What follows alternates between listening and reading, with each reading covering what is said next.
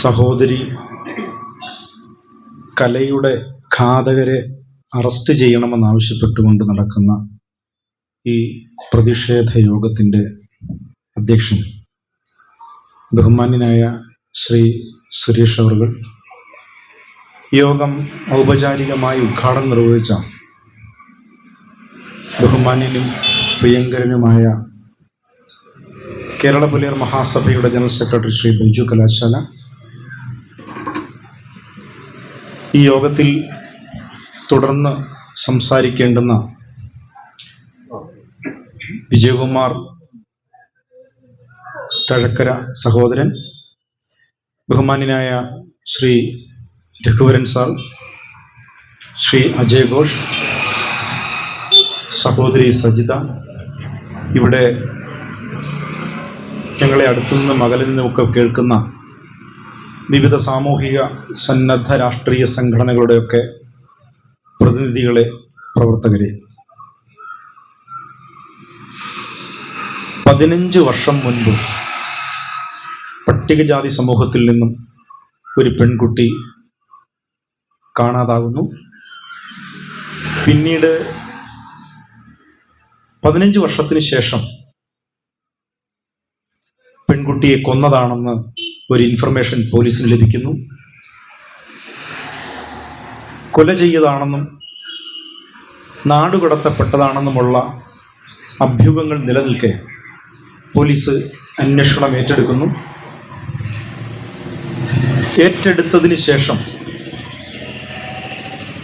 ഈ പെൺകുട്ടിയുടെ മൃതശരീരം നിക്ഷേപിച്ചു എന്ന് ഈ ഊമക്കത്തയച്ച ആളും പിടിക്കപ്പെട്ട പ്രതിയും പറഞ്ഞതനുസരിച്ച് സെപ്റ്റി ടാങ്കിലും വീടിൻ്റെ പരിസരത്തുമൊക്കെ തെരച്ചിൽ നടത്തുന്നു. ശാസ്ത്രീയമായ പരിശോധനകളിൽ ഒന്നുമില്ല എന്ന് പോലീസ് തന്നെ നയം വ്യക്തമാക്കുന്നു.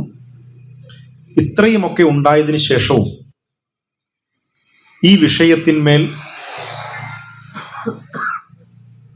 നമ്മുടെ പ്രദേശത്തെ പ്രതിനിധീകരിക്കുന്ന, അല്ലെങ്കിൽ നമ്മുടെ സംസ്ഥാനത്തെ പ്രതിനിധീകരിക്കുന്ന വിവിധ ഭരണ പ്രതിപക്ഷ രാഷ്ട്രീയ പാർട്ടികളുടെ ഒരു അഭിപ്രായങ്ങളും ഇതുവരെ രേഖപ്പെടുത്തിയിട്ടില്ല എന്നുള്ളതാണ് ഞങ്ങളെ സംബന്ധിച്ച് ഞങ്ങളെ അത്ഭുതപ്പെടുത്തുന്നത്. ഒരു സംഭവം പറഞ്ഞ് തുടങ്ങാമെന്നാണ് ഞാൻ ആഗ്രഹിക്കുന്നത്. 2013 ഇതേ സ്ഥലത്ത് തന്നെ നമ്മുടെ ഒരു യുവാവിനെ സഹോദരനുമായി ബന്ധപ്പെട്ടുള്ള തർക്കത്തെ തുടർന്ന് അറസ്റ്റ് ചെയ്യുകയും പോലീസ് അതിക്രൂരമായി മർദ്ദിക്കുകയും ചെയ്തതിനു ശേഷം നമ്മൾ നിരവധി പ്രക്ഷോഭ പരിപാടികൾ നടത്തി. എന്നാൽ ആക്രമിച്ച പോലീസുകാരനെതിരെയോ അന്വേഷണ ഉദ്യോഗസ്ഥനെതിരെയോ നടപടി സ്വീകരിക്കുവാൻ തയ്യാറാകാതിരുന്ന ഒരു അവസ്ഥയിൽ അതേ സമയത്തു തന്നെ ദിവസങ്ങളുടെ വ്യത്യാസത്തിൽ വ്യാജമദ്യം വിറ്റതിന് അറസ്റ്റ് ചെയ്യപ്പെട്ട ഒരു ക്രൈസ്തവ യുവതി ഇവിടെ ഉണ്ടായിരുന്നു. ആ ക്രൈസ്തവ യുവതിക്ക് റിമാൻഡിൽ പോകുവാൻ പോലും അവസരം കൊടുക്കാതെ അവർ കൃത്യമായി ജാമ്യം ലഭിക്കത്തക്ക നിലയിലുള്ള കുറ്റം ചുമത്തിക്കൊണ്ട് തന്നെ അവരെ കേസിൽ നിന്ന് ഒഴിവാക്കുവാൻ വളരെ വ്യഗ്രത കാണിച്ച ഒരു പോലീസ് സംവിധാനത്തിൻ്റെ മുന്നിൽ നമ്മൾ നിൽക്കുന്നു എന്നതുകൊണ്ട് തന്നെ കലയുടെ കൊലപാതകവുമായി ബന്ധപ്പെട്ടുള്ള അന്വേഷണം ഇത്തരത്തിൽ ഇഴഞ്ഞു നീങ്ങുന്നതിൽ എനിക്ക് വലിയ അതിശയം തോന്നുന്നില്ല എന്നുള്ളതാണ്. കാരണം പോലീസിന്റെ നിലപാട്, ഭരണകൂടങ്ങളുടെ അധികാരികളുടെ നിലപാട് ഇപ്പോഴും ജാതി നോക്കിയാണ് നീതി വിതരണം ചെയ്യുന്ന കാര്യത്തിൽ യാതൊരു തർക്കവും വേണ്ട. അതാണ് പട്ടികജാതിക്കാരനായ യുവാവ് ആക്രമിക്കപ്പെടുന്ന അതേ സ്ഥാനത്ത് തന്നെ ഈ അക്രമം നടത്തിയ പോലീസ് ഉദ്യോഗസ്ഥനെ സർവീസിൽ നിന്നൊന്ന് സ്ഥലം മാറ്റുക പോലും ചെയ്യാതെ അതേ സ്ഥാനത്ത് ജാതി ശ്രേണീകൃതമായ ജാതി വ്യവസ്ഥിതിയിൽ ഉയർന്നു നിൽക്കുന്നതുകൊണ്ട് തന്നെ ക്രൈസ്തവ സമുദായത്തിൽപ്പെട്ട ഒരു യുവതി കുറ്റം ചെയ്തെന്ന് ബോധ്യപ്പെട്ട് പോലീസിന്റെ അന്വേഷണത്തിൽ ബോധ്യപ്പെട്ടിട്ടും അവർക്ക് ജാമ്യം കിട്ടുന്ന നിലയ്ക്ക് ആ കേസ് ഒരുക്കുവാൻ നമ്മുടെ പോലീസ് തയ്യാറായി. കാരണം അന്നിവിടെ ഭരിച്ചുകൊണ്ടിരിക്കുന്ന UDF സർക്കാരായിരുന്നു. ഒരു ക്രിസ്ത്യാനിയെ അറസ്റ്റ് ചെയ്യുക എന്ന് വെച്ച് കഴിഞ്ഞാൽ കോൺഗ്രസിനെ സംബന്ധിച്ച് അല്ലെങ്കിൽ ഉമ്മൻചാണ്ടിയെ സംബന്ധിച്ച് അതൊരു പ്രശ്നമാണത്. ആ രാഷ്ട്രീയ പ്രശ്നം എന്ന് പറയുന്നത് അവരുടെ സാമുദായിക പ്രശ്നവും ആ സാമുദായിക പ്രശ്നം എന്ന് പറയുന്നത് അവരുടെ രാഷ്ട്രീയ പ്രശ്നവുമാണ്. കാരണം രാഷ്ട്രീയപരമായി ഇടപെടുന്ന ഒരു സമൂഹം അവരുടെ ഇടയിൽ ഉണ്ട് എന്നുള്ളതാണ്. ആ വസ്തുത നമ്മൾ മനസ്സിലാക്കണം. രാഷ്ട്രീയപരമായി ചിന്തിക്കുന്ന, പ്രവർത്തിക്കുന്ന, ഇടപെടുന്ന ഒരു പ്രബുദ്ധ സമൂഹം അവരോടൊപ്പമുണ്ട് എന്നുള്ളതാണ്. എന്നാൽ രാഷ്ട്രീയപരമായ നമ്മുടെ ശേഷി എപ്പോഴും വിഘടിച്ച് പോകുന്നത് കൊണ്ട് തന്നെ സൗത്ത് ഇന്ത്യയിലെ ഏറ്റവും വലിയ സംഘടനാ സംവിധാനത്തിൽ നിൽക്കുമ്പോൾ പോലും നമുക്ക് നീതി നിഷേധിക്കപ്പെടുന്നു എന്ന യാഥാർത്ഥ്യം നമ്മൾ ഉൾക്കൊണ്ടേ മതിയാകൂ. നമ്മളത് ഉൾക്കൊള്ളണം. കാരണം ഇന്ത്യയുടെ സാമൂഹ്യ വ്യവസ്ഥിതിയിൽ പട്ടിക വിഭാഗങ്ങളുടെ സ്ഥാനം, പ്രത്യേകിച്ചും കുറ്റകൃത്യങ്ങൾ പരിശോധിക്കുമ്പോൾ, കേരളത്തിലും ഇന്ത്യയിലും എവിടെയും നടക്കുന്ന കുറ്റകൃത്യങ്ങൾ പരിഗണിക്കപ്പെടുമ്പോൾ പട്ടിക വിഭാഗങ്ങളുടെ സ്ഥാനം സാമൂഹ്യ ശ്രേണിയിൽ എവിടെയാണെന്ന് പരിശോധിക്കുവാൻ വേണ്ടിയാണ് ഞാൻ ആദ്യം ആക്രമിക്കപ്പെട്ട പട്ടികജാതി യുവാവിൻ്റെയും ഒരു കേസിൽ നിന്ന് രക്ഷപ്പെടുത്തുവാൻ പോലീസ് വ്യഗ്രത കാണിച്ച ആ ക്രൈസ്തവ സമുദായത്തിൽപ്പെട്ട സഹോദരിയുടെയും കാര്യം പറഞ്ഞതുകൊണ്ടാണ്. രാഷ്ട്രീയപരമായി ചിന്തിക്കുകയും ഇടപെടുകയും ചെയ്തിരിക്കുന്ന ഒരു സമൂഹത്തിന് നീതി നിഷേധിക്കപ്പെട്ടുകൊണ്ടിരിക്കും. കാരണം നീതി വിതരണം ചെയ്യുന്നതിലെ വിതരണം ചെയ്യുന്നതിലെ ആളുകൾ എന്ന് പറയുന്നത് നമ്മുടെ സംസ്ഥാനത്തെ, രാജ്യത്തിനെ അപേക്ഷിച്ച് നോക്കിയാൽ നിയമപാലകരാണ്. മറ്റു സംസ്ഥാനങ്ങളിലെ നിയമപാലകരെ പരിശോധിച്ച് നോക്കുമ്പോൾ നമ്മുടെ നിയമപാലകർ, നമ്മുടെ കേരളത്തിലെ നിയമപാലകരെ പരിശോധിച്ചാൽ കേരളത്തിൽ 3 തരം RSS ഉള്ളതായി നമുക്ക് തോന്നും. കൃത്യമായി 3 തരത്തിലുള്ള RSSകളാണ് നമ്മുടെ സംസ്ഥാനത്ത് പ്രവർത്തിച്ചുകൊണ്ടിരിക്കുന്നത്. 1 രാഷ്ട്രീയ സ്വയം സേവക സംഘം എന്ന് പറയുന്ന RSS, 2 കേരള പോലീസ്, 3 കേരളത്തിലെ അധ്യാപക സംഘടനകൾ. ഇത് വസ്തുതാവിരുദ്ധമായി പറയുന്നതല്ല. അതിനൊരു സംഭവം ഞാൻ അടുത്ത് പറയാം. ഈ കഴിഞ്ഞ തിരുവോണ നാളിൽ കൊല്ലം ജില്ലയിലെ ചവറയിൽ നാഗലക്ഷ്മി എന്ന് പറയുന്ന ആദിവാസി വേടർ സമുദായത്തിൽപ്പെട്ട ഒരു അമ്മയും 4 പെൺകുട്ടികളും ആക്രമിക്കപ്പെട്ടു. ഞാൻ ഈ കഴിഞ്ഞ ദിവസം അവരുമായി സംസാരിച്ചപ്പോൾ ഈ നാഗലക്ഷ്മി എന്നോട് പറഞ്ഞത്, അവരുടെ മകളെ ചവിട്ടിയിട്ട് മെതിക്കുമ്പോൾ ആ കുട്ടിയുടെ മാറിലെ തൊലി ഇളകിപ്പോയി എന്നാണ് അവർ പറയുന്നത്. മാത്രവുമല്ല, അതിലൊരു പ്രതിയെ അവർ സംരക്ഷിക്കാൻ ശ്രമിക്കുകയാണ്. പട്ടിക വിഭാഗക്കാരനല്ലാത്ത ഒരു പ്രതിയെ അവർ സംരക്ഷിക്കാൻ ശ്രമിക്കുകയാണ്. ആ പ്രതി എന്ന് പറയുന്നത് നിലവിൽ ഈ SI റാങ്ക് ലിസ്റ്റിലുള്ള ആളാണ്. SI റാങ്ക് ലിസ്റ്റിലുള്ള ആളിനെ രക്ഷിക്കുവാൻ വേണ്ടി നമ്മൾ മനസ്സിലാക്കണം, പട്ടിക വിഭാഗക്കാരനല്ലാത്ത പ്രതി ആയതുകൊണ്ട് തന്നെ CPM-കാരനും കോൺഗ്രസ്സുകാരനും BJP-കാരനും ഒരേ മനസ്സോടുകൂടിയാണ്, വളരെ ഏകാഗ്രത ബുദ്ധിയോടുകൂടി ഒരേ മനസ്സോടുകൂടിയാണ് പട്ടികവർഗ വിഭാഗത്തിൽപ്പെട്ട ഈ തള്ളയെയും മക്കളെയും ആക്രമിച്ച പ്രതികളെ രക്ഷപ്പെടുത്തുവാൻ 1 ലക്ഷം രൂപയും പിന്നീട് അത് 2 ലക്ഷം രൂപ ഓഫർ വെക്കുകയും പിന്നീട് അവർ പറയുന്നത്, ഞങ്ങൾ യഥാർത്ഥ പ്രതികളെ പറഞ്ഞു തന്നാൽ ഇവനെ പ്രതിപ്പട്ടിയിൽ നിന്ന് ഒഴിവാക്കണമെന്ന് പറയുന്നത്. അപ്പോ ഇത്തരം വിവേചനപരമായ നിലപാട് സ്വീകരിക്കുമ്പോൾ ഈ ആളുകളെയൊക്കെ സംരക്ഷിക്കുവാൻ വേണ്ടി പോലീസ് നിഷ്ക്രിയത്വം പാലിക്കുന്നു എന്ന് മാത്രമല്ല, ജാതി നോക്കിക്കൊണ്ട് തന്നെ പ്രതികളുടെ ലിസ്റ്റ് തരപ്പെടുത്തുവാൻ അവർ പരിശ്രമിക്കുന്നുള്ളതാണ്. വളരെ കൃത്യമല്ലേ?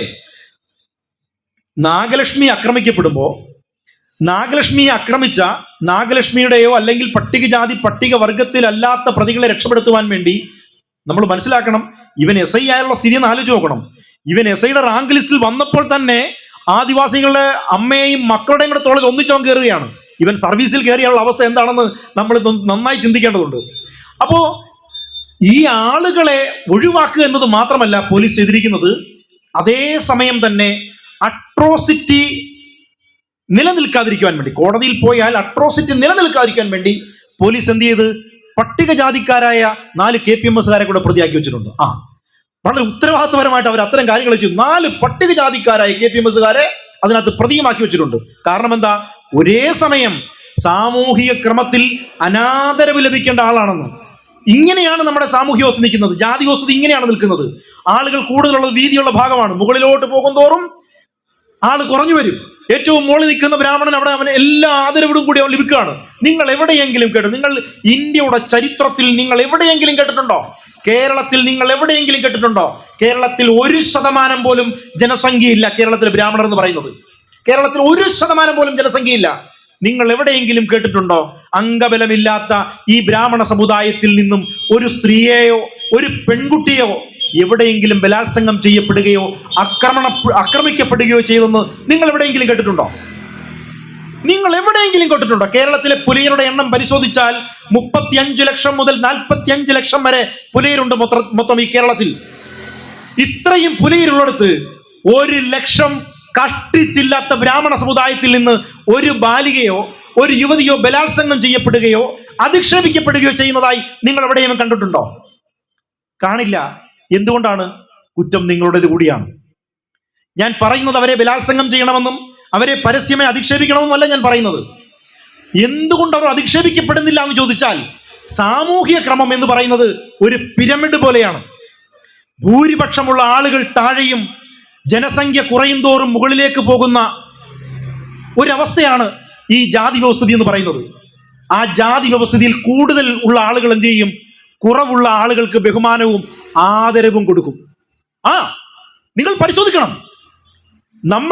ഞാൻ കുറ്റം നമ്മുടേതാണെന്ന് കൂടി പറയുവാൻ നിങ്ങൾ ആത്മപരിശോധന നടത്തുവാൻ വേണ്ടിയാണ് നമ്മൾ ഇത്തരം ഒരു പ്രതിഷേധത്തിന് ഇറങ്ങുമ്പോൾ ആത്മപരിശോധന കൂടി നടത്തുവാൻ വേണ്ടിയാണ് ഞാൻ എപ്പോഴും ഒരാളിനെ കുറ്റം പറയുന്നതിന് മുൻപ് കുറ്റം പറയാൻ ഞാൻ യോഗ്യനാണോ എന്ന് പരിശോധിക്കുന്ന ആളാണ്.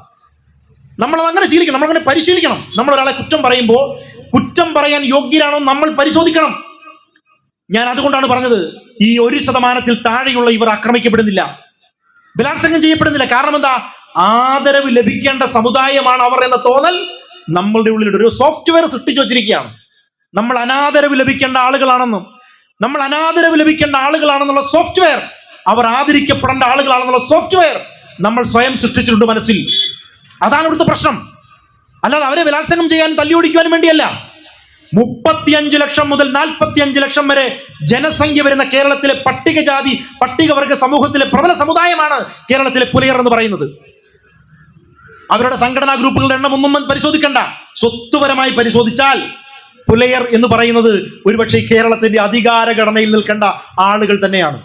ഞാൻ അങ്ങനെ അധികാരഘടനയിൽ നിൽക്കേണ്ട ആളുകളാണെന്ന് പറയാൻ കാര്യം, നിങ്ങൾ ഈ സവർണ ക്രൈസ്തവരെ ഒന്ന് പരിശോധിച്ച് നോക്കണം. അതായത് ഇപ്പോൾ ഞാനത് അങ്ങനെ പറയാനുള്ള കാര്യം, ഈ കേരളത്തിൽ ചെങ്ങന്നൂർ മണ്ഡലം ഒന്ന് പരിശോധിക്കാൻ വേണ്ടി പറഞ്ഞതാണ്. കേരളത്തിലെ ചെങ്ങന്നൂർ മണ്ഡലത്തിൽ 45% വോട്ടുള്ള ആളുകളാണ് കേരളത്തിലെ ഈ പട്ടികവർഗ സമൂഹം എന്ന് പറയുന്നത്. പരിവർത്തന ക്രൈസ്തവരെ കൂട്ടിയാൽ ഒരു 48% കേരളത്തിൽ ഈ ചെങ്ങന്നൂർ മണ്ഡലത്തിൽ വോട്ട് ഷെയർ ഉള്ള ആളുകളാണ് ഈ പട്ടികജാതി സമൂഹം എന്ന് പറയുന്നത്. പക്ഷെ നിങ്ങൾ എപ്പോഴെങ്കിലും ചിന്തിച്ചിട്ടുണ്ടോ ചെങ്ങന്നൂർ മണ്ഡലത്തിൽ ഇങ്ങനെ ഒരു സാധ്യത ഉണ്ടായെന്ന് നിങ്ങൾ ചിന്തിച്ചിട്ടുണ്ടോ? കാരണം എന്താ ചിന്തിക്കാത്തത്? നിങ്ങളുടെ മനസ്സിൽ രാഷ്ട്രീയപരമായ ഒരു സോഫ്റ്റ്വെയർ ഉണ്ടാക്കി വെച്ചിട്ടുണ്ട്. എന്ത്? നിങ്ങൾ വോട്ടുകൾ സമാഹരിക്കേണ്ട ആളുകളാണെന്നും വോട്ടുകൾ നമ്മുടെ സ്ഥാനാർത്ഥിക്ക് പിടിച്ചു കൊടുക്കേണ്ട ആളാണെന്നും വോട്ടുകൾ കൃത്യമായി രേഖപ്പെടുത്തേണ്ട ആളുകളാണെന്നും നിങ്ങളുടെ മനസ്സിൽ ഒരു സോഫ്റ്റ്വെയർ സൃഷ്ടിച്ചു വച്ചിരിക്കുന്നു. അതിനർത്ഥം നിങ്ങളൊരു സ്ഥാനാർത്ഥിയാകാൻ യോഗ്യരല്ല എന്ന അപകർഷതാബോധം കൂടിയാണ് നമ്മുടെ മുന്നിൽ ഇങ്ങനെ വളർന്നു വരുന്നത്, നമ്മുടെ ഉള്ളിൽ വളർന്നു വരുന്നതാണ്. അതാണ് ഇവിടുത്തെ പ്രശ്നം. അതുകൊണ്ട് നമ്മൾ എന്ത് ചെയ്യും? ചെങ്ങന്നൂർ മണ്ഡലത്തിൽ 2%, 3% മാത്രം ജനസംഖ്യയുള്ള ഒരു ക്രിസ്ത്യാനിയെ നമ്മൾ ജയിപ്പിച്ച് MLA ആക്കും, മന്ത്രിയാക്കും. അതാണ് ചെയ്യുന്നത്. 45% വോട്ടിംഗ് ഷെയർ ഉള്ള നമ്മൾ 3% ഉള്ള ആളിനെ ഇവിടെ ജയിപ്പിച്ച് MLA മന്ത്രിയാക്കും. അവൻ ജയിച്ചു കഴിയുമ്പോൾ എന്ത് ചെയ്യും? കലമാർ കൊലപാതകം ചെയ്യപ്പെട്ട് 15 വർഷത്തിനു ശേഷം ഇത് കണ്ടുപിടിക്കപ്പെട്ട് കഴിയുമ്പോൾ യഥാർത്ഥ പ്രതികൾ സമ്പന്നരും അല്പം ജാതി ശ്രേണീകൃത വ്യവസ്ഥിതിയിൽ ഹിന്ദു സാംസ്കാരികതയിൽ നിന്ന് പരിശോധിക്കുമ്പോൾ പുലയനേക്കാൾ ഒരല്പം കൂടി മുകളിലാണെന്ന് തോന്നിയാൽ അവന്റെ സമ്പത്തിന് മുന്നിൽ മുട്ടുമടക്കുന്ന MLA മന്ത്രിയുമാകുന്നത് കൊണ്ട് തന്നെ എന്തു സംഭവിക്കും? ഇത്തരം പ്രതികളെ സംരക്ഷിക്കുവാനുള്ള ധാർമ്മിക ഉത്തരവാദിത്വം ഇത്തരം MLA ഇത്തരം മന്ത്രിമാർ സ്വീകരിക്കും. അതാണ് ഇവിടെ സംഭവിച്ചത്. അതുകൊണ്ടാണ് ബഹുമാനപ്പെട്ട ജനറൽ സെക്രട്ടറി മുൻപ് പറഞ്ഞത് കേട്ടില്ലേ? ചൈത്ര തെരേസയെ പോലുള്ള ആൾ അന്വേഷണം വളരെ കൃത്യമായി പോയിക്കൊണ്ടിരുന്നപ്പോ പെട്ടെന്ന് അന്വേഷണ ഉദ്യോഗസ്ഥർ മാറുന്നു. കാരണം എന്താണ്? അതാണ് മഹാനായ ബാബാ സാഹേബ് ഡോക്ടർ BR അംബേദ്കർ നമ്മളോട് പറഞ്ഞത്, political power is the master key for all social progress. എല്ലാവിധ സാമൂഹ്യ പുരോഗതിയുടെയും താക്കോലാണ് എന്ത്? രാഷ്ട്രീയ അധികാരം. നമ്മൾ എന്താണ് ചെയ്യുന്നത്? ഈ അധികാരത്തിന്റെ താക്കോൽ ഇവരുടെ കൈവശം കൊണ്ടു കൊടുക്കും. നമ്മളുടെ ജനസംഖ്യയെ കുറിച്ച് മനസ്സിലാക്കാത്തത് കൊണ്ട് നമ്മൾ ഈ അധികാരത്തിന്റെ താക്കോൽ അവരുടെ കയ്യിൽ കൊടുക്കും.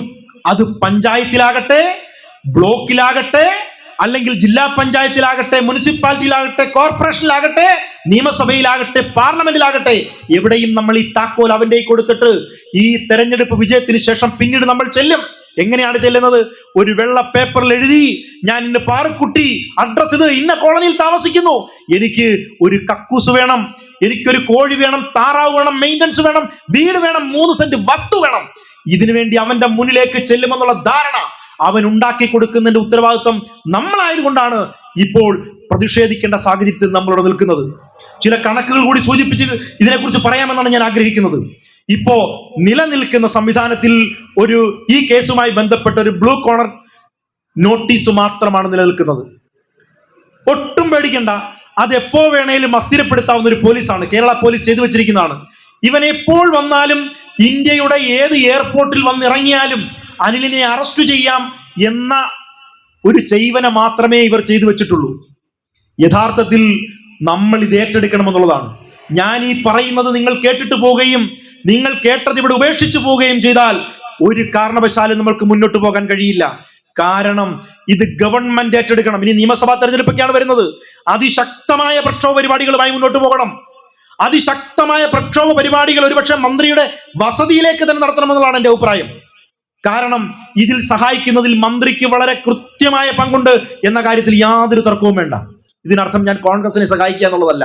കോൺഗ്രസിനെ ഒന്നും സഹായിക്കേണ്ടത് BJPയോ CPMനോ CPI ഒന്നും സഹായിക്കേണ്ട ഉത്തരവാദിത്വം എനിക്കില്ല. കാരണം ഞങ്ങൾ ഈ വിഷയത്തിൽ സംസാരിക്കുന്നത് തദ്ദേശീയ എന്ന നിലയിലാണ്. കേരളത്തിൽ ഞാനും നിങ്ങളും അടങ്ങുന്ന സമൂഹം എന്ന് പറയുന്നത് ഇവിടെ ജനിച്ചു ജീവിച്ച സമൂഹമാണ്, തദ്ദേശീയ സമൂഹമാണ്. ഈ രാജ്യത്തിന് പുറത്തുനിന്ന് വന്ന ആളുകളല്ല. പക്ഷെ ഈ രാജ്യത്തിന് പുറത്തു നിന്ന് വന്ന ആളുകളാണ് ഇന്ന് നമ്മളെ ഭരിച്ചുകൊണ്ടിരിക്കുന്നത്. കാരണം എന്താണ്? വോട്ടിന്റെ മൂല്യം നമുക്ക് തിരിച്ചറിയുവാൻ കഴിയുന്ന തരത്തിൽ ഒരു ഭരണഘടനയും ആ വോട്ടിന്റെ വില നമ്മളെ ബോധ്യപ്പെടുത്തുന്ന ഒരു നിയമവിദഗ്ധനും ഒരു ഭരണഘടനാ ശില്പിയും ഉണ്ടായിട്ടും നമ്മൾ അദ്ദേഹത്തിനെ ഫോളോ ചെയ്യാൻ തയ്യാറാകുന്നില്ല എന്ന യാഥാർത്ഥ്യം നമ്മൾ തിരിച്ചറിയണം. ആ യാഥാർത്ഥ്യം തിരിച്ചറിഞ്ഞേ മതിയാകൂ. അതുകൊണ്ടാണ് ഭരണത്തിന്റെ പല സ്ഥിരാകേന്ദ്രങ്ങളിലും നമ്മൾ മാറ്റി നിർത്തപ്പെട്ടവരായി മാറുന്നത്. ഇപ്പോ നിങ്ങളൊക്കെ പ്രതികരിക്കുന്നത്, നിങ്ങളൊക്കെ പ്രാതിനിധ്യം വെക്കുന്നത് മറ്റു ചില രാഷ്ട്രീയ പാർട്ടികളിലാണ്. നിങ്ങൾക്ക് ഇഷ്ടമുള്ള രാഷ്ട്രീയ പാർട്ടികളിൽ പ്രവർത്തിക്കാനുള്ള അധികാരം നിങ്ങൾക്ക് ഇന്ത്യൻ കോൺസ്റ്റിറ്റ്യൂഷൻ തന്നതാണ്, ഭരണഘടന നിങ്ങൾക്ക് തന്നിട്ടുണ്ട്. പക്ഷേ നമ്മളുടെ തെരഞ്ഞെടുപ്പ് ശരിയായോ എന്ന് നിങ്ങൾ പരിശോധിക്കണമെന്നുള്ളതാണ്. നമ്മുടെയൊക്കെ തെരഞ്ഞെടുപ്പ് ശരിയായോ എന്നത് പരിശോധിക്കണമെന്നാണ്. കാരണം നമ്മൾ ഈ സംസ്ഥാനത്ത് ഇന്ന് ഭരിച്ചുകൊണ്ടിരിക്കുന്ന ഒരു സർക്കാരിനെ നിയന്ത്രിക്കുന്ന ഒരു രാഷ്ട്രീയ പാർട്ടിയും ആ രാഷ്ട്രീയ പാർട്ടിയുടെ പൂർവ്വരൂപമായ അവിഭക്ത കമ്മ്യൂണിസ്റ്റ് പാർട്ടിയും നമുക്കറിയാം. അവർ ഈ സംസ്ഥാനം ഭരിക്കുന്നു. ഏറ്റവും കൂടുതൽ നാളുകൾ ഇവിടെ ഭരിച്ചവരാണ്. 1957 മുതൽ ഇന്ന് വരെ ഭരിക്കുന്നുണ്ട്. നിങ്ങൾ നോക്കണം, 57 മുതൽ ഇതുവരെ കേരളം ഭരിച്ചപ്പോ എത്ര ചീഫ് സെക്രട്ടറിമാരുണ്ടായി എന്ന് നിങ്ങൾ എപ്പോഴെങ്കിലും പരിശോധിച്ചിട്ടുണ്ടോ? ഏതൊരു സംസ്ഥാനത്തും ചീഫ് സെക്രട്ടറിമാരാണ് സംസ്ഥാനത്തിന്റെ ഭരണം മുന്നോട്ട് കൊണ്ടുപോകുന്നത്. അവിടെ മുന്നിൽ നിൽക്കുന്ന ആൾ എന്ന് പറയുന്നത് എപ്പോഴും മുഖ്യമന്ത്രി ആയിരിക്കും. പക്ഷേ ഭരണം നിയന്ത്രിക്കുന്നത് എപ്പോഴും ആരായിരിക്കും? ചീഫ് സെക്രട്ടറി ആയിരിക്കും. ഇത് ചീഫ് സെക്രട്ടറി ഇല്ലാതെ ഭരണം നയിക്കാൻ കെൽപ്പുള്ള ആളുകളൊക്കെ നമ്മുടെ ഈ രാജ്യത്ത്, നമ്മുടെ സമുദായത്തിൽ നിന്നും ചില സംസ്ഥാനങ്ങളൊക്കെ ഭരിച്ചിട്ടുണ്ട്. അവർ ചീഫ് സെക്രട്ടറി ഒന്നും ഇല്ലെങ്കിലും അവരൊക്കെ ഈ രാജ്യം ഭരിച്ച്, ഈ സംസ്ഥാനമൊക്കെ ഭരിച്ച് വളരെ നന്നായി കൊണ്ടുപോയിട്ടുമുണ്ട്. പല സംസ്ഥാനങ്ങളിൽ 3 തവണയും 4 തവണയും 2 തവണയൊക്കെ ഭരിച്ചിട്ടുമുണ്ട്. 4 തവണ ആദിവാസി സമൂഹത്തിൽ നിന്നും ആളുകൾ, ഷിബു സോറനും അദ്ദേഹത്തിന്റെ മകൻ ഹേമന്ത് സോറനും അങ്ങ് ജാർഖണ്ഡിൽ ഭരിച്ചിട്ടുണ്ട്. അപ്പൊ ഇത്തരം ചില സംവിധാനങ്ങളുണ്ട്. ആ രാഷ്ട്രീയ തിരിച്ചറിവുള്ള സമൂഹം, നമ്മൾ എപ്പോഴും കേരളത്തിൽ ചില ആളുകൾ പറയുന്നത് നമ്മൾ പ്രബുദ്ധരാണെന്നാണ് പറയുന്നത്. നമ്മളെല്ലാവരും പറയുന്നത് നമ്മൾ പ്രബുദ്ധരാണെന്നാണ് പറയുന്നത്. എങ്ങനെയാണ് പ്രബുദ്ധരാണ്? ആ പ്രബുദ്ധരായതിന്റെ ഒരു നിലപാട്, ഒരു മാനദണ്ഡം എന്താണ്? നമ്മൾ പ്രബുദ്ധരാണെന്ന് ധരിക്കുന്നതിന്റെ മാനദണ്ഡം എന്താണ്? ഞാൻ പറയാം. മറ്റു സംസ്ഥാനങ്ങളെ അപേക്ഷിച്ച് കേരളത്തിൽ സാമാന്യം നല്ല വിദ്യാഭ്യാസം നേടിയ ഒരു സമൂഹമാണ് കേരളത്തിൽ. അതാണ് നിങ്ങൾ തെറ്റിദ്ധരിച്ചിരിക്കുന്ന ഒന്നാമത്തെ പ്രബുദ്ധത എന്ന് പറയുന്നത്. ഇനി രണ്ടാമത്തെ പ്രബുദ്ധത എന്ന് പറയുന്നത്, മറ്റു സംസ്ഥാനങ്ങളിലെ ആളുകളിൽ പരിശോധിച്ചാൽ അവർ നല്ല വസ്ത്രധാരണ രീതിയിലുള്ള ആളുകളല്ല. അതാണ് നിങ്ങൾ പ്രബുദ്ധർ എന്ന നിലയിൽ കേരളത്തിൽ ഈ പട്ടികവർഗ സമൂഹം പ്രബുദ്ധർ എന്ന് ധരിക്കുമ്പോൾ ഇങ്ങനെയാണ് ധരിച്ചു വച്ചിരിക്കുന്നത്. എന്നാൽ രാഷ്ട്രീയ പ്രബുദ്ധമായ ഒരു സമൂഹമല്ല കേരളത്തിൽ എന്ന കാര്യത്തിൽ KPMSകാരും അംഗീകരിച്ചേ മതിയാവൂ. രാഷ്ട്രീയ പ്രബുദ്ധമായ സമൂഹത്തെ നമുക്ക് സൃഷ്ടിക്കാൻ കഴിഞ്ഞിട്ടേ ഇല്ല എന്നുള്ളത് നിങ്ങൾ മനസ്സിലാക്കണം. കാരണം ഞാനൊരു മുൻ KPMSകാരനും അതിന്റെ സംസ്ഥാന കമ്മിറ്റി വരെ പ്രവർത്തിക്കാൻ ഭാഗ്യമുണ്ടായ ഒരാൾ കൂടിയാണ്. അതുകൊണ്ടാണ് ഞാൻ പറയുന്നത്, രാഷ്ട്രീയ പ്രബുദ്ധതയിൽ കേരളത്തിലെ പുലയരോ പറയരോ കുറവരോ ഒന്നും എത്തിയിട്ടില്ല. നിങ്ങൾക്ക് ഡോക്ടർ BR അംബേദ്കർ കോംപ്രമൈസ് ചെയ്തതുകൊണ്ട് കിട്ടിയ ഒരു സംവരണ സീറ്റിന്റെ പശ്ചാത്തലത്തിൽ പഞ്ചായത്തിലോ ബ്ലോക്കിലോ മുനിസിപ്പാലിറ്റിയിലോ ഒക്കെ വന്നു എന്നൊഴിച്ചാൽ നിങ്ങൾ രാഷ്ട്രീയ പ്രബുദ്ധ നേടിയ സമൂഹമേ അല്ല എന്ന് ഞാൻ എൻ്റെ സമുദായത്തിന്റെ മുഖത്ത് നോക്കി ഇതിനു മുൻപും പറഞ്ഞിട്ടുണ്ട്, ഇപ്പോഴും പറയുന്നു, ഇനിയും പറയും. അതിന്റെ കാരണം മറ്റൊന്നുമല്ല, കേരളത്തിൽ എത്ര കോർപ്പറേഷനുകളുണ്ട്? കേരളത്തിൽ എത്ര കോർപ്പറേഷനുണ്ട്? 6 കോർപ്പറേഷൻ ഉണ്ട്. കണ്ണൂരുണ്ട്, കോഴിക്കോടുണ്ട്, തൃശ്ശൂരുണ്ട്, കൊച്ചിയുണ്ട്, എറണാകുളമുണ്ട്, തിരുവനന്തപുരമുണ്ട്. ഈ 6 കോർപ്പറേഷനുകളിലും നിങ്ങളൊന്ന് പരിശോധിച്ചു നോക്കണം. 35% മുതൽ 35 ലക്ഷം മുതൽ 45 ലക്ഷം വരെ ജനസംഖ്യയുള്ള സമൂഹമാണ് കേരളത്തിലെ പുലയർ എന്ന് ഞാൻ പറഞ്ഞു. പട്ടികജാതി പട്ടികവർഗം പരിശോധിച്ചാൽ അതിൽ ഇരട്ടിയുണ്ട്. പക്ഷെ നിങ്ങൾ നോക്കണം, കേരളത്തിൽ എവിടെയെങ്കിലും ഒരു കോർപ്പറേഷനിൽ പട്ടികജാതി പട്ടികവർഗ സമൂഹത്തിൽ നിന്നും ഒരു മേയർ ഉണ്ടായിട്ടുണ്ടോ? നിങ്ങൾ വിവിധ രാഷ്ട്രീയ പാർട്ടികളുടെ പ്രതിനിധികളല്ലേ?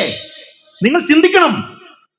കേരളത്തിൽ കോർപ്പറേഷൻ മേയർ ആയിട്ടുള്ള നിങ്ങളുടെ പാർട്ടികളിൽ നിന്നും, അത് CPM, CPI, കോൺഗ്രസോ BJP ആയിക്കോട്ടെ, BJP കേരളത്തിൽ കോർപ്പറേഷൻ ഭരണം പിടിച്ചിട്ടില്ല, ഇപ്പൊ പിടിക്കുമെന്നുള്ള പദ്ധതിയിലാണ് തിരുവനന്തപുരത്ത് പ്രവർത്തിച്ചുകൊണ്ടിരിക്കുന്നത്. നിങ്ങൾ മനസ്സിലാക്കണം, എന്തുകൊണ്ടാണ്? നമുക്ക് യോഗ്യതയില്ലാഞ്ഞിട്ടല്ല. മഹാനായ മഹാവീരൻ അയ്യൻകാളി നമുക്ക് വിദ്യാഭ്യാസം നേടിത്തന്നു. ലോകത്തിൽ വിപ്ലവം നടക്കുന്നതിന് മുൻപ് ഇവിടെ വിപ്ലവം നടത്തി വിദ്യാഭ്യാസ സ്വാതന്ത്ര്യം നേടിത്തന്നു, വിദ്യാഭ്യാസ അവകാശം നേടിത്തന്നു. പുരോഗമന ചിന്താഗതിക്കുള്ള പരത അദ്ദേഹം തന്നെ ഒരുക്കി. അതിനു മുകളിൽ പരത ഒരുക്കാൻ പറ്റുന്ന ഒരാളും കേരളത്തിൽ ഇതുവരെ ജനിച്ചിട്ടില്ല. അത് ഞങ്ങൾ ആണയിട്ട് പറയും. ഈ പുരോഗമന പരത സൃഷ്ടിച്ച ഒരു സാമൂഹ്യ പരിഷ്കർത്താവ് എന്ന് പറയുന്നത് മഹാവീരൻ അയ്യൻകാളിയാണ്. അതിനു മുകളിൽ ഒരു പുരോഗമന സാംസ്കാരികതയൊന്നും പറയാൻ പറ്റുന്ന ഒരാളും ഈ നിമിഷം വരെ കേരളത്തിൽ ജനിച്ചിട്ടില്ല എന്ന കാര്യം വസ്തുതാപരമാണ്. ഇത്രയുമൊക്കെ ഉണ്ടായിട്ടും, വിദ്യാഭ്യാസം നേടിയിട്ടും നമ്മുടെ ഇടയിൽ വിദ്യാഭ്യാസ യോഗ്യത ഇല്ലാത്ത ആളുകളാണോ? വിദ്യാഭ്യാസ യോഗ്യത ഉള്ള ആളുകളെ ഉള്ളൂ. പക്ഷെ എന്തുകൊണ്ടാണ് കേരളത്തിൽ കോർപ്പറേഷൻ മേയർ നമ്മളെ ആക്കാത്തത്? അതിനെയാണ് നമ്മൾ പറയേണ്ടത്. ജാതി വിവേചനം അല്ലെങ്കിൽ കാസ്റ്റ് ഡിസ്ക്രിമിനേഷൻ എന്ന് പറയുന്നതാണ്. ജാതി വിവേചനമില്ല. കമ്മ്യൂണിസ്റ്റുകാരൻ പറയും ജാതി വിവേചനം ഇല്ലാന്ന്. പക്ഷെ കമ്മ്യൂണിസ്റ്റുകാരൻ ഭരിക്കുന്ന ഏതെങ്കിലും കോർപ്പറേഷനിൽ പട്ടികജാതിക്കാരൻ മേയർ ആകുമോ? ആകത്തില്ല. കോൺഗ്രസ്സുകാരൻ പറയുന്നു ഞങ്ങൾ മതേതരത്വത്തിന്റെ പക്ഷമാണ്. പക്ഷേ കേരളത്തിൽ കോൺഗ്രസ് ഭരിക്കുന്ന ഏതെങ്കിലും കോർപ്പറേഷനിൽ മേയറായിട്ട് ഈ പറയുന്ന പട്ടികജാതിക്കാർ വന്നിട്ടില്ല. കാരണം എന്താ? അതിന്റെ അധികാര പരിധിയെക്കുറിച്ച് അവർ ബോധവാന്മാരും നമ്മൾ ബോധവാന്മാരാനും അല്ല എന്നുള്ളതാണ്. നിങ്ങൾ നോക്കണം, ഒരു മന്ത്രിക്ക് തുല്യമായ ഈ മേയർമാരിടുന്ന ഡ്രസ്സ് നിങ്ങൾ ശ്രദ്ധിച്ചിട്ടുണ്ടോ? മേയർ ഇടുന്ന ഡ്രസ്സ് നിങ്ങൾ ശ്രദ്ധിക്കണം. എന്താണ്? ന്യായാധിപന്റെ ഡ്രസ്സാണ് അവർ ഇടുന്നത്. മേയർ ന്യായാധിപന്റെ ഡ്രസ്സാണ് ഇടുന്നത്. കാരണം എന്താണ്? അവർക്ക് തീർപ്പ് കൽപ്പിക്കുവാനുള്ള അധികാരം, ആ കോർപ്പറേഷനിൽ തീർപ്പ് കൽപ്പിക്കാനുള്ള അധികാരം അവരിൽ തന്നെ നിക്ഷിപ്തമാണ്. അവരിൽ ഒതുങ്ങാത്ത ഒരു കേസ് എവിടെയാണ് പോകേണ്ടത്? ഹൈക്കോടതിയിൽ പോയി ചോദ്യം ചെയ്യാനേ പറ്റുള്ളൂ. അവർ തീർപ്പ് കൽപ്പിക്കുന്ന കേസിൽ നമ്മൾക്ക് ആക്ഷേപം ഉണ്ടെങ്കിൽ എവിടെ പോകണം? ഹൈക്കോടതിയിൽ ചോദ്യം ചെയ്യാൻ പറ്റുള്ളൂ. അത്തരം അധികാരമുള്ള പോസ്റ്റിലാണ് ഒരു മേയർ ഇരിക്കുന്നത്. ആ പോസ്റ്റിലേക്ക് ഒരു പട്ടികജാതിക്കാരൻ ഇരിക്കേണ്ടെന്ന് കേരളത്തിലെ കോൺഗ്രസ്സുകാരനും കമ്മ്യൂണിസ്റ്റുകാരനും തീരുമാനിച്ചിട്ടുണ്ട് എന്ന് നിങ്ങൾ പ്രതിനിധീകരിക്കുന്ന പാർട്ടി ഏതാണെങ്കിലും ശരി, നിങ്ങളത് ബോധ്യപ്പെടണം. ഇനി നിങ്ങൾ പരിശോധിക്കൂ, കേരളത്തിൽ സംവരണ സീറ്റിൽ 16 MLA-മാരുണ്ട്. സംവരണ സീറ്റിൽ നിങ്ങൾക്ക് സീറ്റ് തരുമോ? എന്താണ് തരാത്തത്? എന്താണ് നിങ്ങൾക്ക് സംവരണ സീറ്റിലല്ലാതെ ഒരു പൊതു സീറ്റിൽ, സംവരണ സീറ്റിലല്ലാതെ ഒരു പൊതു സീറ്റിൽ നിങ്ങൾക്ക് മത്സരിക്കാൻ നിങ്ങൾക്ക് അവസരം വരുമോ? പാർലമെന്റിലേക്കോ അല്ലെങ്കിൽ നിയമസഭയിലേക്കോ നിങ്ങൾക്ക് മത്സരിക്കാൻ അവസരം തരുമോ? തരില്ല. എന്തുകൊണ്ടാണ്? ജാതി വിവേചനം നിലനിൽക്കുന്നു. ജാതി വിവേചനം നിലനിൽക്കുന്നത് കൊണ്ടാണ് അവർക്ക് നമുക്ക് സീറ്റ് തരുവാൻ അവർക്ക് തീരെ സാധ്യതയില്ലാത്തത്, തീരെ ആഗ്രഹമില്ലാത്തത് കൊണ്ടാണ്.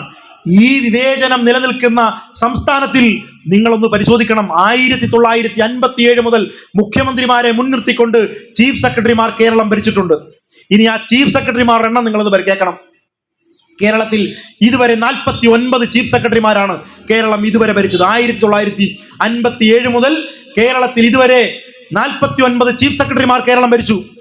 ആ കേരളം ഭരിച്ചിട്ട് 19 ചീഫ് സെക്രട്ടറിമാർ, 9% മാത്രം ജനസംഖ്യയുള്ള നായർ സമുദായത്തിൽ നിന്നും 19 ചീഫ് സെക്രട്ടറിമാർ കേരളം ഭരിച്ചു. 3% മാത്രം ജനസംഖ്യയുള്ള ക്രൈസ്തവ സമുദായത്തിൽ നിന്നും 12 ചീഫ് സെക്രട്ടറിമാർ കേരളം ഭരിച്ചു. 1% മാത്രം ജനസംഖ്യ താഴെയുള്ള 1% താഴെയുള്ള ബ്രാഹ്മണ സമുദായത്തിൽ നിന്നും 12 ചീഫ് സെക്രട്ടറിമാർ കേരളം ഭരിച്ചു. എന്നാൽ 21% ജനസംഖ്യയുള്ള ഈഴവ സമുദായത്തിൽ നിന്നും 7 മാസത്തേക്ക് ഒരു ചീഫ് സെക്രട്ടറി വന്നു. 25% ജനസംഖ്യയുള്ള മുസ്ലിം സമുദായത്തിൽ നിന്നും ഒരു ചീഫ് സെക്രട്ടറി വന്നു 8 മാസത്തേക്ക്, അതും തമിഴ് മുസ്ലിം. 2% മാത്രം ജനസംഖ്യയുള്ള നാടാർ സമുദായത്തിൽ നിന്നും ഒരു ചീഫ് സെക്രട്ടറി വന്നു 6 മാസത്തേക്ക്.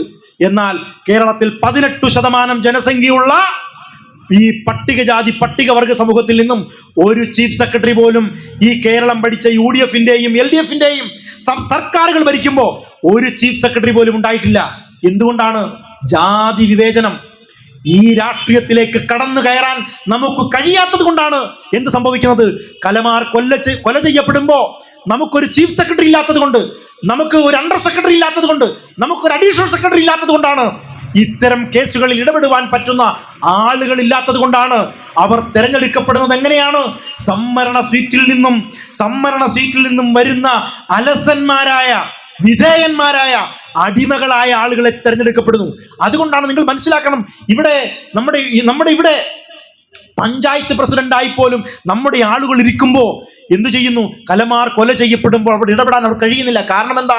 അവരെ നയിക്കുന്നത് ആരാണ്? അവരെ നയിക്കുന്നത് ശ്രേണീകൃത ജാതി വ്യവസ്ഥയിൽ മുകളിൽ നിൽക്കുന്ന, ജാതിത്തട്ടിൽ മുകളിൽ നിൽക്കുന്ന ആളുകളാണ് അവരെ ഭരിക്കുന്നത്. ആ ഭരണം നിലനിൽക്കുന്നത് കൊണ്ട് തന്നെ നമുക്കൊരിക്കലും നീതി ലഭിക്കാൻ സാധ്യതയില്ല. പിന്നെ നമുക്ക് പ്രതീക്ഷിക്കാൻ പറ്റുന്ന എവിടെയാണ്? നമ്മൾ പ്രതീക്ഷിക്കേണ്ടത് കോടതിയിലാണ്. നിലനിൽക്കുന്ന സാമൂഹിക രാഷ്ട്രീയ സാഹചര്യത്തിൽ നമ്മൾ മനസ്സിലാക്കണം, കോടതികൾ പോലും വിലക്കെടുക്കപ്പെട്ടിരിക്കുന്ന സാഹചര്യത്തിലാണ് നാം ഇന്ന് ഇന്ത്യയിൽ ജീവിച്ചു പോകുന്നത്.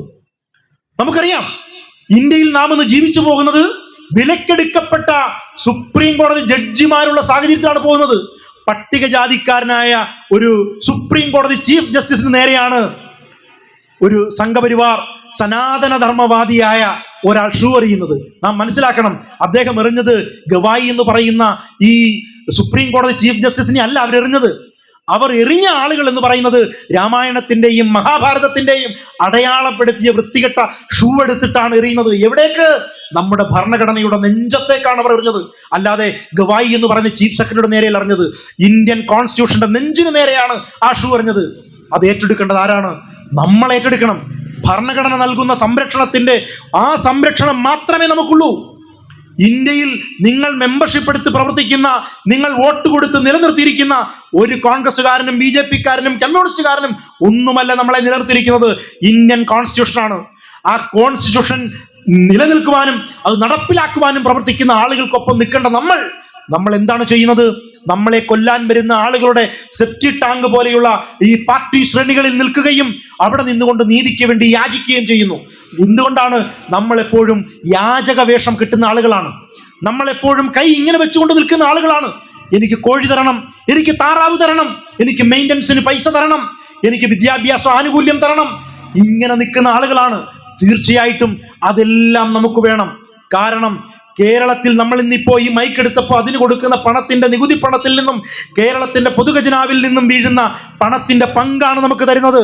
അതല്ലാതെ ഈ പറയുന്ന മുഖ്യമന്ത്രിയുടെയോ നമ്മുടെ സാംസ്കാരിക വകുപ്പ് മന്ത്രിയുടെയോ ഒന്നുമല്ല. ഇതൊക്കെ പൊതുഖജനാവിൽ നിന്നും വിഹിതമായി എല്ലാ വിഭാഗം ആളുകൾക്ക് കൊടുക്കുന്നത് പോലെയാണ് നമുക്കും തരുന്നത്. എല്ലാവരും പറയുന്നത്, നിങ്ങൾ സംവരണം വാങ്ങുന്ന ആളുകളല്ലേ, നിങ്ങൾക്ക് സംവരണമുണ്ടല്ലോ, അതുകൊണ്ട് നിങ്ങൾക്ക് എല്ലാം കിട്ടില്ലേ എന്ന്. ഇനി മുതൽ നിങ്ങൾ പ്രബുദ്ധരാകണമെന്ന് ഞാൻ പറയുന്നത്, ഇത്തരം ആളുകളോട് നിങ്ങൾ പറയണം, സംവരണം വാങ്ങുന്ന ആളുകൾ ഞങ്ങൾ മാത്രമല്ല, സംവരണം വാങ്ങാത്ത ഒരാൾ പോലും ഇന്ത്യയിലില്ല എന്ന് നിങ്ങൾ മനസ്സിലാക്കണം. സംവരണം വാങ്ങാത്ത ഒരാൾ പോലും ഇന്ത്യയിലില്ല. കാരണം സംവരണത്തിന്റെ തോത് ഏറ്റവും കുറച്ചു വാങ്ങുന്ന ആളുകളാണ് കേരളത്തിലെ പട്ടികജാതി പട്ടികവർഗ സമൂഹമെന്ന് നിങ്ങൾ മനസ്സിലാക്കേണ്ടതുണ്ട്. പക്ഷേ ആക്ഷേപം, സംവരണീയർ എന്ന് പറയുമ്പോൾ ആളുകളുടെ മനസ്സിൽ വരുന്ന ഒരു ചിത്രം തന്നെ ഒരു കറുത്ത പെണ്ണിന്റെയോ ഒരു കറുത്ത ആണിന്റെയോ മുഖമായിരിക്കും വരുന്നത്. നിങ്ങളത് മനസ്സിലാക്കണം.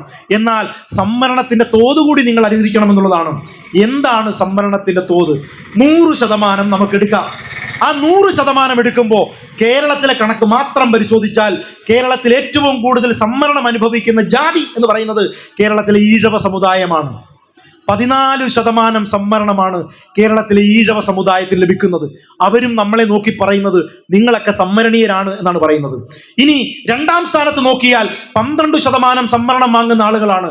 അവരാണ് ഇവിടുത്തെ മൈനോറിറ്റി കമ്മ്യൂണിറ്റി ആയിട്ടുള്ള മുസ്ലിം സമുദായം. അവരും സംവരണത്തിന് വേണ്ടി പ്രക്ഷോഭ പരിപാടികളുമായി റോഡിലിറങ്ങില്ല. പക്ഷേ രണ്ടാം സ്ഥാനത്ത് അവരാണ് നിൽക്കുന്നത്. ഇനി കേരളത്തിൽ 3-ാം സ്ഥാനത്ത് സംവരണം വാങ്ങുന്ന ആളുകൾ ആരാണെന്ന് ചോദിച്ചു കഴിഞ്ഞാൽ ഇവിടുത്തെ നായരും നമ്പൂതിരിയും കുറുപ്പും മേനോനും ഉണ്ണിത്താനും വർമ്മയും അടങ്ങുന്ന ആളുകളാണ് ഇവിടുത്തെ 3-ാം സ്ഥാനത്ത് സംവരണം വാങ്ങുന്ന ആളുകൾ. 10% വരെ കൊടുക്കാം എന്ന് 2019 സെൻട്രൽ മിനിസ്റ്റർ തീരുമാനമെടുത്തിട്ടും തീർത്തും 10% സംവരണം വാങ്ങുന്ന ആളുകളാണ് ഇവിടുത്തെ നായരും നമ്പൂതിരിയും കുറുപ്പും മേനോനും ഉണ്ണിത്താനും എല്ലാം. അതിനും താഴെയാണ് ആര്? പട്ടികജാതി സമൂഹം എന്ന് പറയുന്നത്. 8% മാത്രമാണ് വാങ്ങുന്നത്. 2% മാത്രമാണ് പട്ടികവർഗക്കാരൻ വാങ്ങുന്നത്. പക്ഷെ പേരാർക്കാണ് സംവരണം വാങ്ങുന്നത്? പട്ടികജാതിക്കാരാണ്. ഇവർ നാട്ടുഭാഷയിൽ പറയുന്നത് നിങ്ങളൊന്ന് പഠിക്കുക, എല്ലാം പട്ടിക്കും പൂച്ചയ്ക്കും ഉള്ളതാണ് പറയുന്നത്. ഞാൻ ഈ കുടുംബശ്രീയിലേക്ക് പലപ്പോഴും കേൾക്കുന്ന ഈ അയൽക്കൂട്ടത്തിലും അതുപോലെ തന്നെ ഈ തൊഴിലുറപ്പ് പദ്ധതിയിലുമൊക്കെ ചെല്ലുമ്പോൾ നിങ്ങൾ പോയാൽ പോരെ എല്ലാം പട്ടിക്കും പൂച്ചയ്ക്കും ഉണ്ടെന്ന്. പക്ഷേ ഈ കഴിവേറി മക്കളാണ് ഇത് മൊത്തം കൊണ്ടുപോകുന്നത്. പക്ഷെ പേരാർക്കാണ്? പാവം പിടിച്ച പട്ടികജാതിക്കാർക്കാണ് കിടക്കപ്പെടുത്തിയില്ലാത്തത്. ഇതാണ് ഇന്നത്തെ പ്രശ്നം. ഈ ലോജിക്കിനെ നമ്മൾ തുറന്നു കാണിക്കേണ്ടതുണ്ട്. ഇത് മൊത്തം കൂടെ പരിശോധിക്കുമ്പോൾ, ഇവർക്ക് കൊടുത്ത 10% കൂടെ പരിശോധിക്കുമ്പോൾ 100-ൽ 60% ആകുന്നുള്ളൂ. പോയിട്ട് 40% എവിടെ കിടക്കുന്നത്? ഓപ്പൺ കോട്ടയിൽ അവിടെ കിടക്കുകയാണ്. ഈ പറയുന്ന 14, ഈഴവന്റെ 14, മുസ്ലിമിന്റെ 12, ഈ നായരും നമ്പൂതിരി മേടിക്കുന്ന 10, പട്ടികജാതിക്കാരൻ മേടിക്കുന്ന 8, 2% മേടിക്കുന്ന പട്ടികവർഗക്കാരൻ, 2% മേടിക്കുന്ന ധീവരൻ, 1% മേടിക്കുന്ന നാടാര്. ഇതെല്ലാം കഴിഞ്ഞിട്ട് ബാക്കി 40% കിടക്കുകയാണ്. 40% ഓപ്പൺ കോട്ടയിലോ കിടക്കുകയാണ്. ഇതാരാ എടുക്കുന്നേ? ഇതും ഈ പറയുന്ന നായരും നമ്പൂതിരി എടുക്കുന്നത്. ഈ നായരും നമ്പൂതിരിയുടെ ജനസംഖ്യ എത്ര കേരളത്തിൽ എത്ര? 9%. നായരുടെ ജനസംഖ്യ 9% ഉള്ളൂ. ഈ 9%ആണ് ഈ 10% മുൻകൂറായിട്ട് മേടിച്ച് കൈവെക്കും, ബാക്കി 40% എടുക്കും. 9% ഉള്ളവൻ 50% സംവരണം എടുക്കുകയും 18% പട്ടികജാതിക്കാരന് 8% കെടുക്കുന്ന ഇത്ര നീതി നിഷേധമായ ഇന്ത്യയിലെ ഒരു സംസ്ഥാനവും കേരളത്തിലില്ല എന്ന് വളരെ വിവരാവകാശ രേഖകൾ വെച്ച് പുറത്ത് വെച്ച് വെല്ലുവിളിച്ച് തർക്കത്തിൽ ഏർപ്പെടുവാൻ തയ്യാറായി നിൽക്കുന്ന ആളുകളാണ് ഞങ്ങൾ. ഇവരുടെ പരസ്യമായ സംവാദത്തിന് തയ്യാറായി നിൽക്കുന്ന ആളുകളാണ്. ഇവർ ആളിനെ കൂട്ടട്ടെ, ഞങ്ങൾ പണം മുടക്കാം. ഇവർ ആളിനെ കൂട്ടട്ടെ. ഇവരുടെ ആളുകൾ IAS മുതൽ പിയൂൺ മുതൽ ആളുകൾ, കൂലിപ്പണിക്കാരൻ മുതൽ ആളുകൾ ഞങ്ങളോട് സമ്മതിക്കാൻ വരട്ടെ. ഞങ്ങൾ പറയാം ഈ സർവ്വ സന്നാഹങ്ങളും അനുഭവിക്കുന്ന ആളുകൾ ഇവരാണ്. എന്നിട്ട് ഇവർ കള്ളത്തരം കൂടെ കാണിച്ചു വെച്ചിട്ടുണ്ട്. എന്താണെന്ന് അറിയാവോ?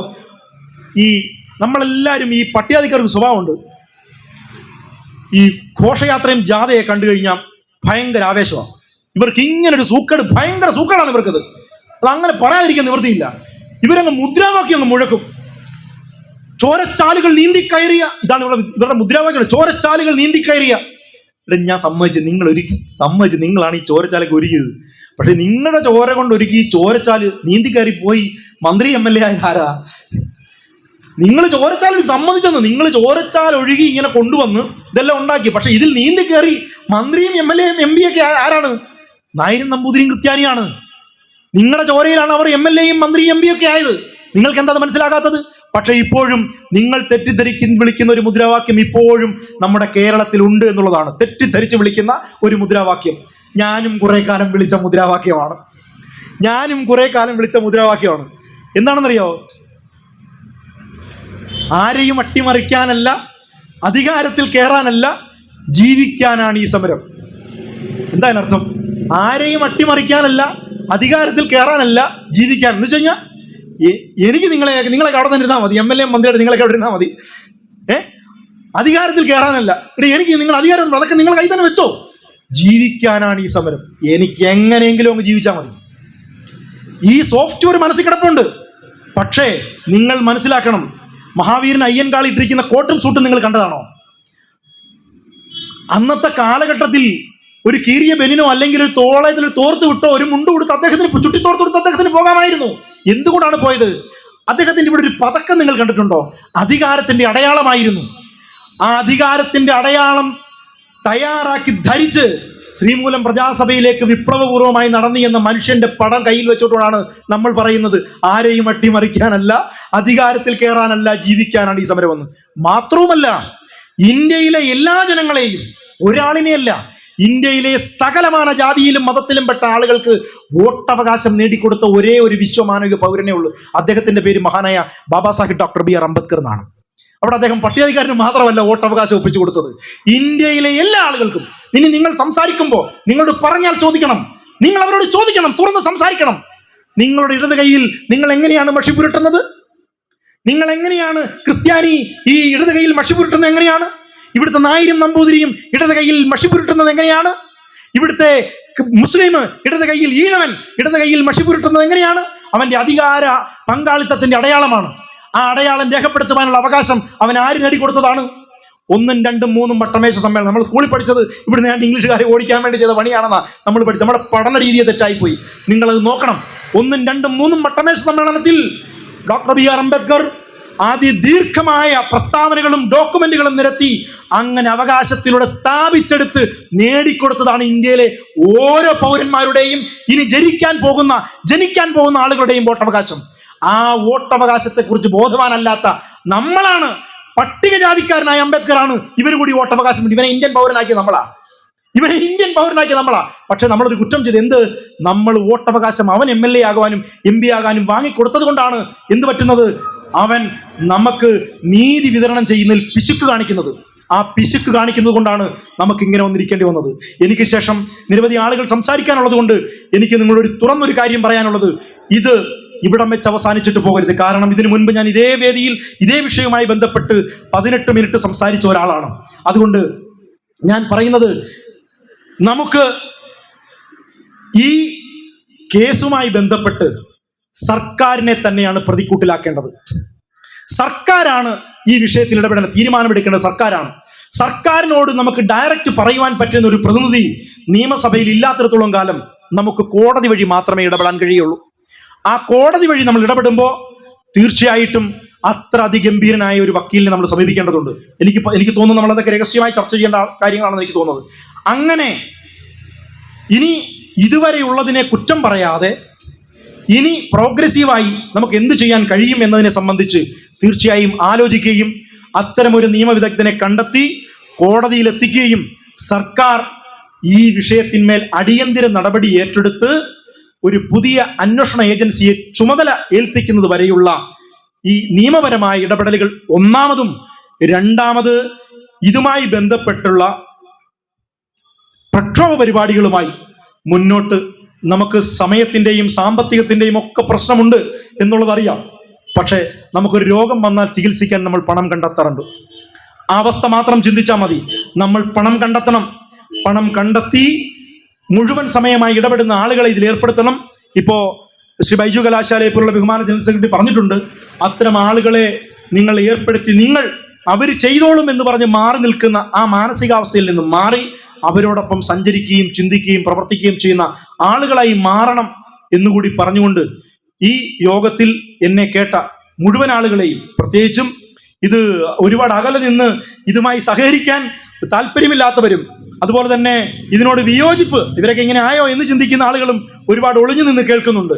അപ്പോൾ അവരെയും കൂടി ഈ അവസരത്തിൽ അഭിവാദ്യം ചെയ്തുകൊണ്ട്, എല്ലാവരെയും ഊഷ്മളമായി അഭിവാദ്യം ചെയ്തുകൊണ്ട് ഞാൻ എൻ്റെ എളിയ വാക്കുകൾ നിർത്തുകയാണ്. ജയ് ഭീം.